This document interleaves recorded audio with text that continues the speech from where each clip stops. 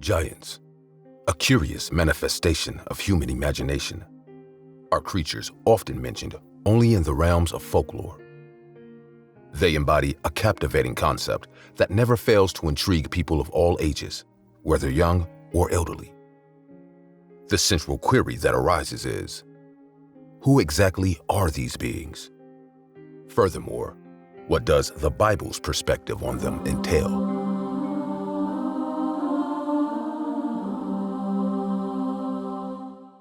One notable story that resonates is the account of David's confrontation with the colossal figure, Goliath. The story is familiar to most Christians and non-believers alike. The essence of this narrative is encapsulated in the 17th chapter of the book of 1 Samuel. The narrative takes place in the land of Israel during a time when the Israelites were engaged in a conflict with the Philistines, a neighboring enemy. The Philistines and the Israelites were facing each other in battle, and a unique challenge was presented by the Philistines. Instead of engaging in a full-scale battle, they proposed a champion versus champion duel to settle the conflict. The Philistines selected Goliath, a towering giant of a man who was said to be over 9 feet tall and heavily armored. Goliath challenged any Israelite warrior to face him in single combat. The intention was to avoid a massive battle and have the outcome determined by the strength of a single warrior. The Israelites were understandably fearful of Goliath due to his imposing size and reputation as a fearsome warrior.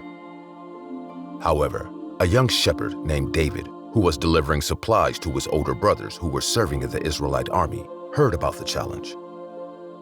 David was filled with righteous anger and disbelief that such a taunting challenge could go unanswered. Drawing strength from his faith in God, he offered to take on Goliath. Despite the doubts of King Saul and the soldiers, David was given permission to face Goliath. He refused to wear heavy armor as it was not his style of combat.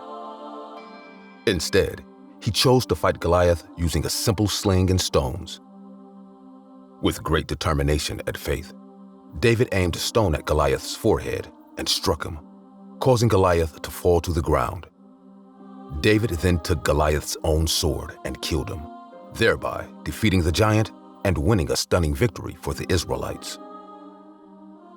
Indeed, the tale of the underdog captures widespread admiration. However, today's video diverges from the familiar narrative of David and shifts its focus toward Goliath. In this video, we delve into creatures much like Goliath, one of the Bible's intriguing mysteries. The content of today's video centers around the race of huge and mighty beings referenced in biblical accounts, the NEPHILIM. Brace yourselves, as this discussion is poised to traverse some sensitive territories. These entities remained veiled in mystery, and even those familiar with them hold divergent viewpoints regarding their identity. So how can we unravel the truth about the NEPHILIM? Let's turn our attention to Genesis 6, verses 1 through 6. As the population grew, humans began to populate the earth, and daughters were born to them. The sons of God saw that the daughters of humans were attractive, and they took any they wanted as their wives. Then the Lord said, "My spirit will not contend with humans forever, for they are mortal. Their days will be numbered at 120 years. The NEPHILIM were on the earth in those days, and also afterward, with the sons of God, went to the daughters of humans and had children by them. These children were the heroes and famous figures of ancient times. The Lord saw how great the wickedness of the human race had become on the earth, and that every inclination of the thoughts of the human heart was only evil all the time. The Lord regretted that he had made human beings on the earth, and his heart was deeply troubled."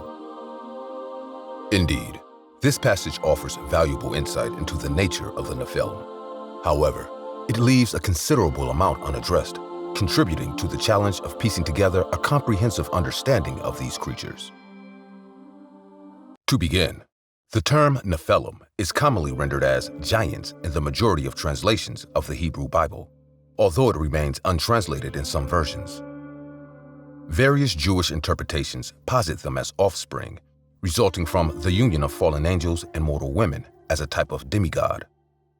Notably, the Bible describes Goliath as a giant, yet it refrains from labeling him as a NEPHILIM, suggesting that he might not belong to their category, but rather was one unusual person among ordinary men. In the book of Numbers, we encounter the account of Moses dispatching 12 spies to assess the land of Canaan, the Promised Land. While all the spies agreed on the land's fertility and abundance, 10 of them also expressed apprehension, fearing that the people inhabiting the land were too formidable for Israel to conquer. And you guessed it correctly, these formidable adversaries were referred to as the NEPHILIM. Numbers 13, 32 through 33 recounts, "And they spread among the Israelites a negative report about the land they had explored. They said, 'The land we explored consumes those living in it. All the people we saw there are unusually large. We saw the NEPHILIM there, the descendants of Anak come from the NEPHILIM. We felt like grasshoppers in our own sight, and the same to them.'" This passage illustrates how the NEPHILIM were perceived as imposing and formidable figures, contributing to the trepidation of the Israelite spies as they assessed the land.